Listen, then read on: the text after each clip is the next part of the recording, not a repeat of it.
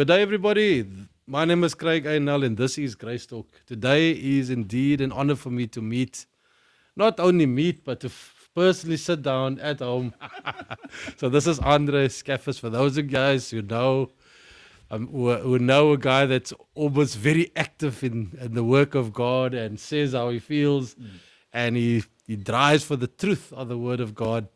It's an honor for me. Welcome, my friend. Welcome to our home, and I'm looking forward to the next few episodes where we're going to talk about this story, and we're entitling it Becoming Andre. So, Andre, welcome. Hi, good afternoon, Craig, to you and your viewers. It's such a great honor and a privilege, Craig, first and foremost. We've met once, but just like greeted one another in promenade, and it feels like I've known you for a long time because of our interactions, obviously on WhatsApp and also on social media. So, Andre Scaffers, I grew up in Mitchells Plain, was born in Mitchells Plain. Listen here, I'm going to interrupt you. When you say Mitchells Plain, you must be very specific, my friend. Ek wil 'n straat se naam hê.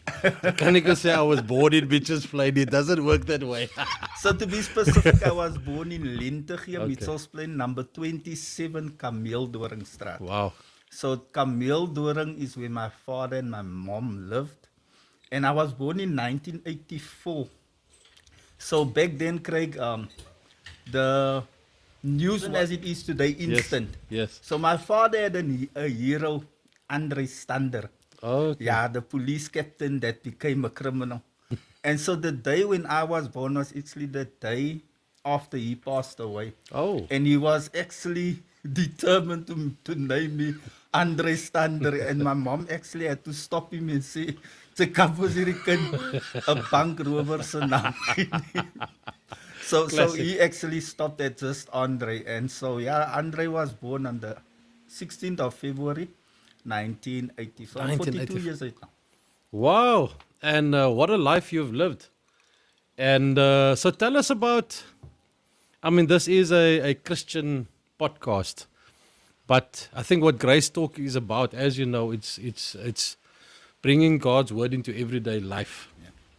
So when did you learn about Jesus and church? I know coming from Mitchells Plain myself, there's a church on every street corner. In fact, our videographer here, I took him once to the promenade and he told me, "Yo, Daddy, there's a lot of churches." So me being from Westridge, what is that journey? Did you grow up in church? Was it part of your vibe? Or how did Christianity become something for you, having been born in Mitchells Plain? So Christianity wasn't a part of our lives growing up. In fact, the first time I remember going to church, a church building, was 9 years old when my father passed away. Wow. So my father was shot and killed in his own bedroom.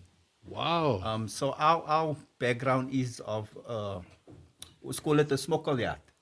So my father used to own a Sabine, and I remember 6 years old, 7 years old, there was 2 occasions specifically where people came to rob, and on the one occasion specifically, they carried the person out with a body bag. Wow. So my agtergrond is in 'n smokkelhuis groot geraak waar die evangelie ons het nie dit gehoor het. There was one lady that used to have Sunday wayside. On a Sunday afternoon, she would walk around and she would call children, pakkie visses geëet, lekkers geëet, en die kinders geroep na die paartjie toe. So dis waar my eerste introduction aan Christianity, basically, wat ek bekend gestel het. And that time also at school, still on a Monday morning, with assemblies. We had assemblies. Yes, and at assemblies. And what school were you at? I was at Allo Road Primary. No, the Yeah. Alle Road Primary. Yes. So Allo Road Primary, I was there for up until grade, wat ons nog kon doen, standaard 3, standaard 4. En toe gaan ek West End toe, wat ook in die Lentegee was. So that is my life prior to, obviously, my father passing away changed. So you were 9 years old. So that was early 90s, or when did he die? Late 80s? Yes, early 90s, 93 to be specific. 93. So your life started with what we would call the challenging childhood, because for those of you who don't know, we call it a smokkelhuis. Those years, selling alcohol over weekends, we didn't have what they have now. You can go into any store in Cape Town, go to a bottle store, buy alcohol over the weekends. I know when I was younger and I was clubbing, we needed to find a place 2 o'clock in the morning, right? Exactly. So then his family home was that home, and in that place, often you'll find all types of characters of people. So you grew up in a very interesting environment. You've seen probably a lot of violence. You've seen, I mean, for a child that young to see body bags and what people talk about and stuff must have had an impact on you as a person. And what I also find interesting, Andre, is people. What I find that's lost in churches is this: what they call wayside. I believe my mother's auntie did the same thing. They went out there.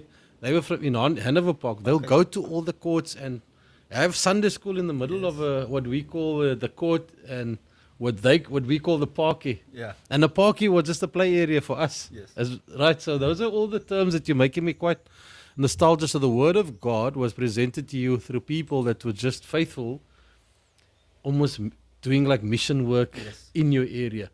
And then the sad passing of your dad, which was, I can imagine, traumatic. How did it impact you? Did you witness any of that? Or did you experience any of that? And I know it, you don't have to talk about it because we're talking about becoming Andre. Yeah. We can't talk about becoming Andre at 42. Yeah. So that was 9 years old, Craig, and I was literally in the room right next to my father. Wow. So I could hear everything. I could hear the scuffle of him shouting, fighting with the guys, and I could hear the first gunshot, and then I heard the second gunshot, and it was after the first gunshot. So the lady that was in the room with us, she basically stopped me from running into the room. Because the guys were still in the home. Immediately when I heard the footsteps of them going out, it's when I ran into my father's room. So I was the first one there. So they still plugged out the phone, that time it was still a house phone. They unplugged the phone and there was a phone in the cupboard. And I took out that phone and that's where I called my grandparents to say, look here, this happened now. My mom, they only came to kill my father. They didn't come to rob, nothing. They came with one mission, and that was to kill him. So my mom, they allowed her to go. She ran away. She ran to neighbors, and so she left us in the home. And I can still remember coming into the room, him on his knees, Craig, in front of his bed. My little brother was about 6 years old, and he was in the room with my father.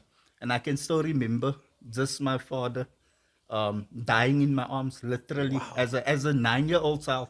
And you spoke about something now where you said these things that happen, you don't realize that the traumas that you go through as a child, even though you try to hide it, that somehow in your adulthood, it comes and it catches up with you. Because we weren't given the tools to deal with these traumas.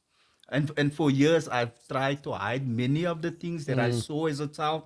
Even now, I can speak about the fact that I saw a body bag leaving our home when I was 6 or 7 years old. And also, it's like because we grew up in those kind of areas, it became normal.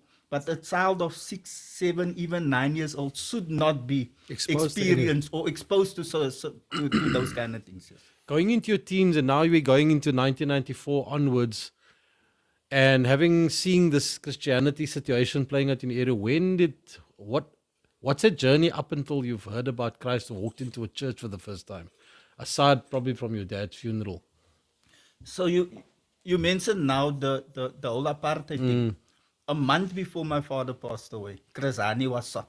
Wow. And it was a big thing. We are now moving into the transition stage where Mandela was just released from prison, and there's many things spoken about. And the colors get excited now because I didn't understand as a 8, 9-year-old when they took us to Sea Point for the first time why my grandfather was so excited that we as children, or they could now take us to a beach, because we were used to just going to Manandi and so on. So for me also now getting to see this excitement from grown-ups. We saw a few tires burned on Baden-Powell Road and on Swartklip. And I was too young maybe to understand, but it was, like I said, just a month before my father passed away that Chris Hani died. Somehow was very significant as to my father's death.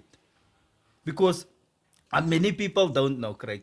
My father's father was a politician Oh, And wow. that's the only thing my father knew about his father. Wow. He knew that his father was a politician. They didn't know his name because my father was the youngest son of this man, my uncle, his brother, where he could speak a little more about his father because Yes. he was 3-4 years older than my father. And he could say his surname. And he could say, and this is how he pronounced it, his surname was Sabako, according to my uncle. And I was interested, Sabako, who is this guy? Up until I discovered Robert Subukwe. And I can show you a photo Wow. of my brother and Subukwe. And they look alike. They look similar to one another. Yes. To- yes. and- So and- I'm sitting next to a descendant of a famous guy. That's the end of the podcast, guys. Craig, and you know what's even more interesting? My brother, the one that I'm gonna show you the photo later of, and Robert Subukwe, they were born on the same date, What? on the 5th of December. Wow. Ladies and gentlemen, if you just dialed in now, this is Andre Scaffers. We kicked off a series of episodes that we've entitled Becoming Andre. And we started now where he was born in Lentegeur. And already early in his life, this man experienced trauma like no one else has. And the sad thing now in South Africa in 2026, in Mitchell's Plain, that is still the reality. We're just going to take a quick break. Andre needs some more water and remain dialed in. We're going to start again, Andre, shortly to talk about what happened now that we know he's linked to a very famous politician, and Mackenzie and I is going to figure out how we're going to. But on a serious note, I'm eagerly waiting to learn how he learned of Christ and how Christ might have had an impact on his life. Andre, thank you. Let's take a quick break, and we will see you in a few.